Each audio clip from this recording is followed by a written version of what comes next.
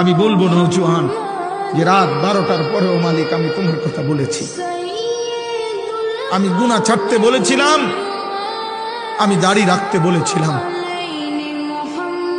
আমি চুল মুসলমানের মতো বানাইতে বলছিলাম মাওলা। আমি গভীর রাতে আমার জিন্দিগির কোমরে আমার সারাক্ষণ ব্যথা করে, আমার গলায় 2বার অপারেশন হয়েছে, আমার গলা তো ব্যথা করে সারাদিন। আমার চোখে আমি ছোট লেখা কম দেখি। আমার শায়েখ আল্লামা মুফতি মুশতাকুন নবী কাসেমি হুজুরে আমি বলছি, হুজুর আমার শরীরটা অনেক ক্লান্ত লাগে, আমি এখন কি করব? আমি চাচ্ছিলাম এতটুকু যে উনি অনুমতি দাও যে ওয়াজ মাহফিল এগুলো কমায় দেই, বন্ধ করে দেই, বা যাই কয় দেখি হুজুরে কি বলে। শায়েখ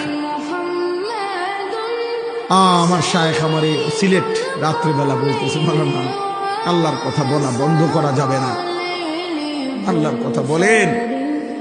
বলতে বলতে মালিকের কবরে যাইবেন, আল্লাহরে গিয়ে বলবেন, আল্লাহ আপনার কথা বলতে বলতে কোমরে ব্যথা হয়েছে, আপনার কথা বলতে বলতে চোখের আলো কমে গেছে,